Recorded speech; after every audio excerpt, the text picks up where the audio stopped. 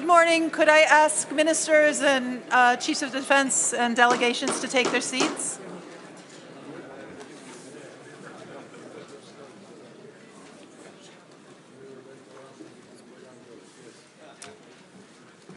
Thank you. Good morning. First, let me extend a warm welcome to our distinguished ministers and chiefs of defense. Thank you for joining us at today's historic 8th meeting of the Ukraine Defense Contact Group and our first in 2023. I'm Celeste Wallander, Assistant Secretary of Defense for International Security Affairs, and I will serve as facilitator for today's contact group. Please allow me to now introduce Secretary of Defense Lloyd Austin to open today's meeting. Mr. Secretary. Thanks, Celeste. Good morning, everyone. It's great to see you all at the 8th meeting of the Ukraine Defense Contact Group. Together, we're starting a new year with renewed resolve to support the brave defenders of Ukraine. And I know that this meeting will only strengthen our unity and our drive. We're honored to be joined virtually today by President Zelensky of Ukraine, and so we'll hear from him in just a few minutes. We're also joined here in person by my good friend, Ukrainian Minister of Defense, Oleksiy Reznikov. And let me also welcome Ukraine's Deputy Chief of Defense, Lieutenant General Moishuk. It's great to have all these brave leaders with us. Let's give them all a round of applause.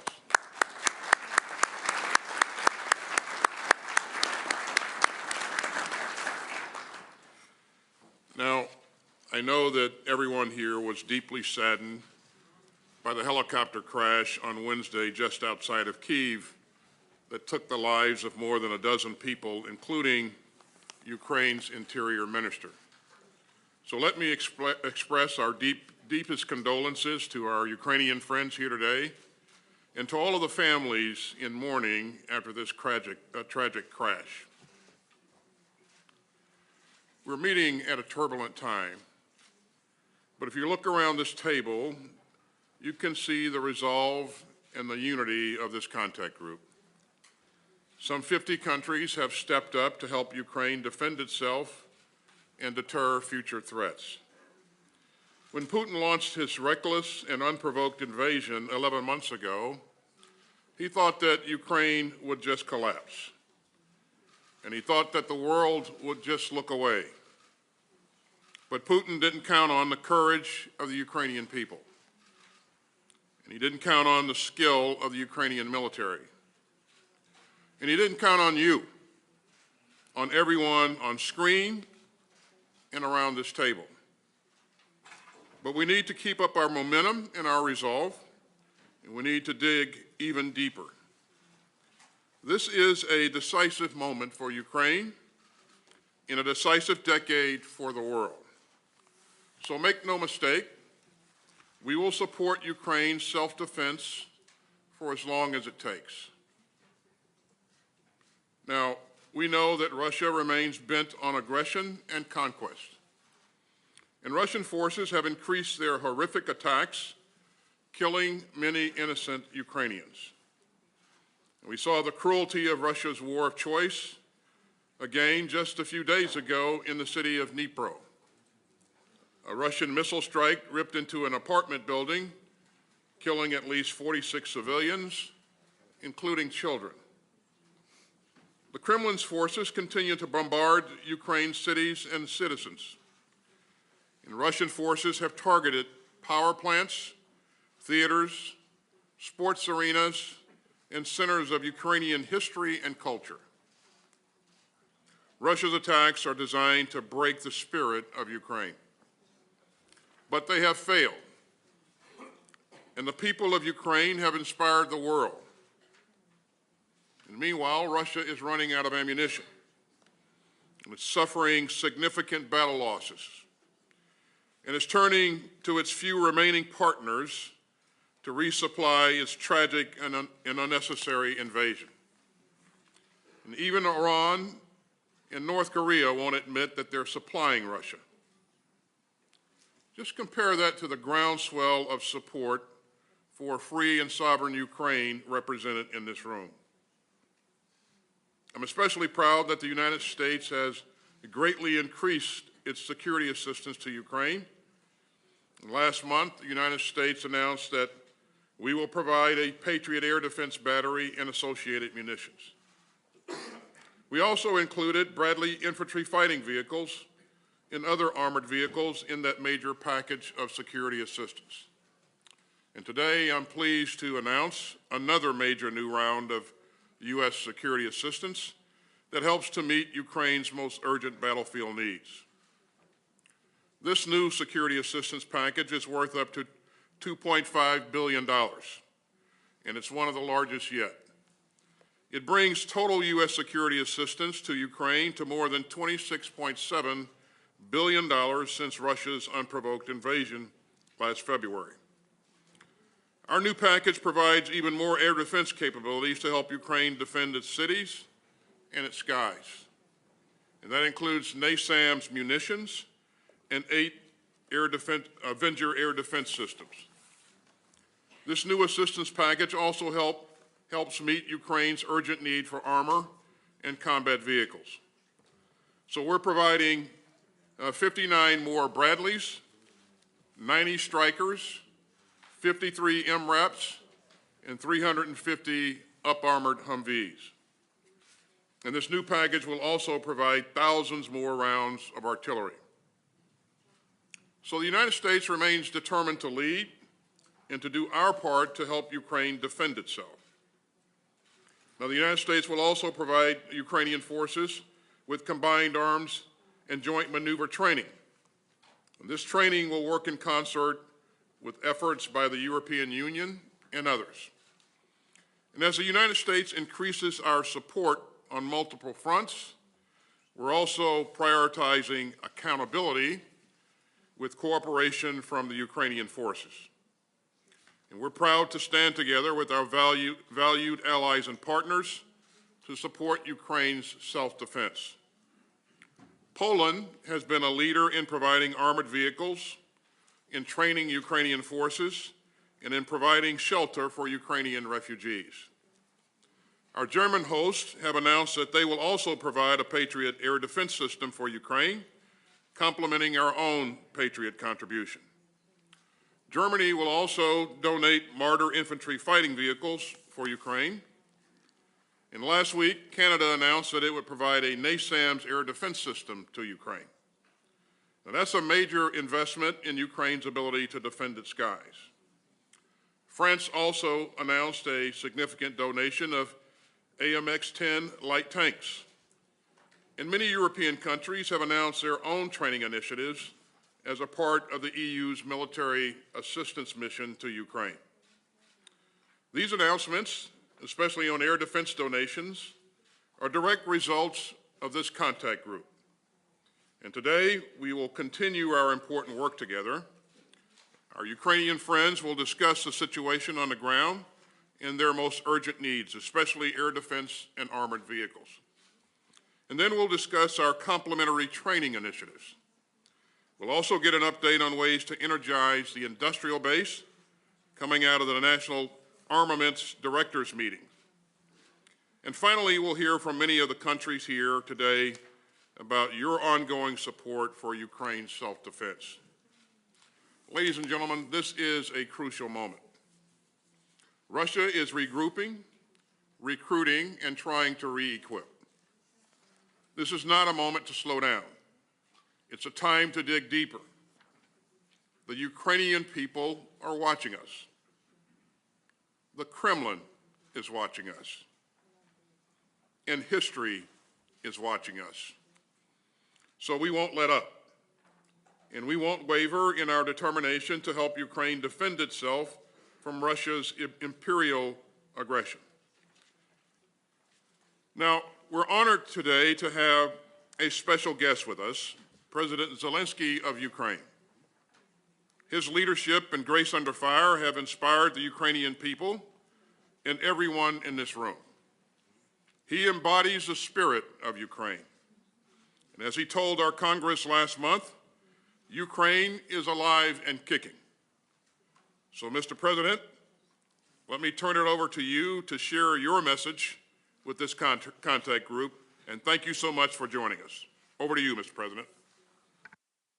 Thank you very much, Secretary. Thank you very much for these words, very important, and thank you for condolences and this package of supporting us. Thank you.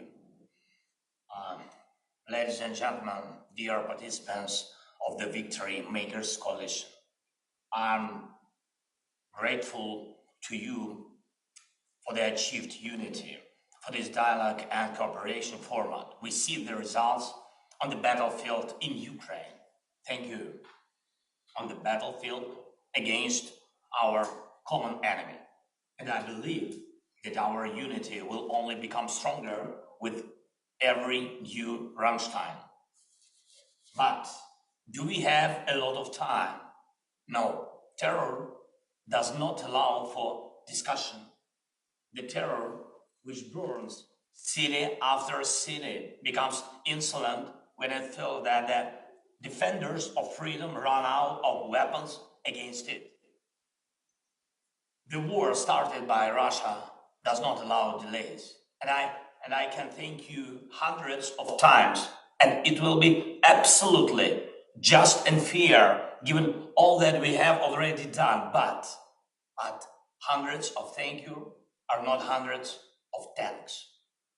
All of us can use thousands of words in discussions, but I cannot put words instead of guns that are needed against Russian artillery, or instead of the anti-aircraft missile that are needed to protect people from Russian airstrikes.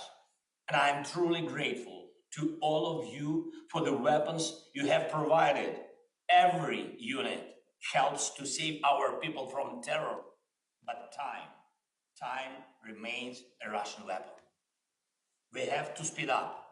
Time must become our common weapon, just like air defense and artillery, armored vehicles and tanks, which we are negotiating about with you, and which actually will make the victory. Ladies and gentlemen, this is the first time I'm addressing you in such format, and I'm addressing you not as ministers of military warehouses, but as ministers of defense of everything that makes our world free, civilized. And I'm addressing you, those who serve the values of freedom and who remember the world your parents dreamed of for you. And I'm addressing you, those who themselves dream of a certain world for their children. It is the time now to protect those dreams. This is the future. I'm sure you do not want to allow such a world order where hatred will rule. Your parents would not want that kind of world for you. You would not want such a world for your children. But this is exactly such a world order that Russia seeks for all of us, not only for Ukraine, but for the whole world. Russia wants the power to destroy nations, and they talk openly about it in Moscow.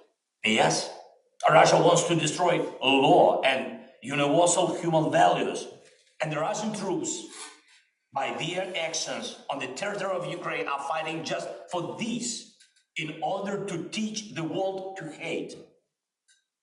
Russia is concentrating its forces, last forces, trying to convince everyone that hatred can be stronger than the world.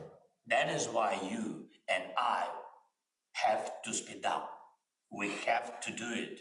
We must act as fast as a father or mother who saves their child, as a son or daughter who sees their parents need immediate help.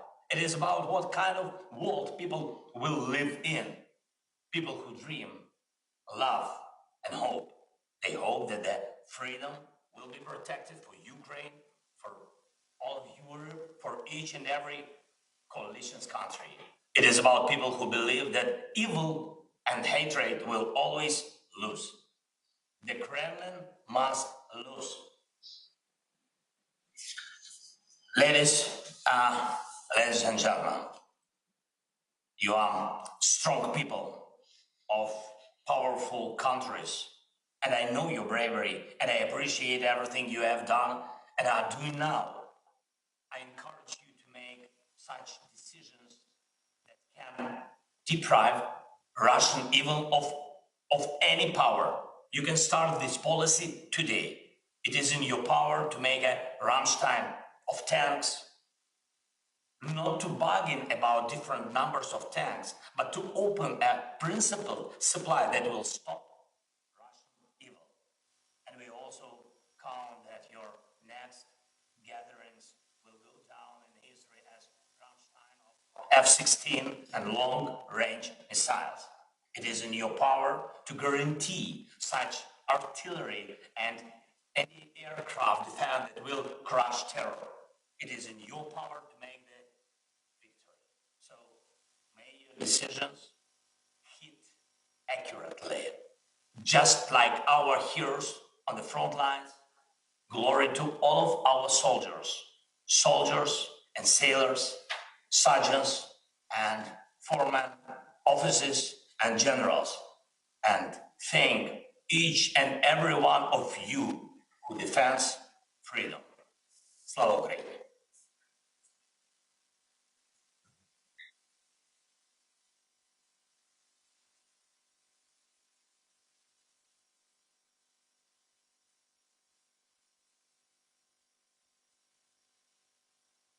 Thank you, Mr. President. I hope you know that we will continue to stand up for Ukraine's right to defend itself, and we will continue to stand up for the principle that borders may not be redrawn by force. And we will continue to stand up for an open world of rules, rights, and responsibilities. Again, thank you for being here today. Now, as always, we're going to pause for a minute while our friends in the media depart. Thank you.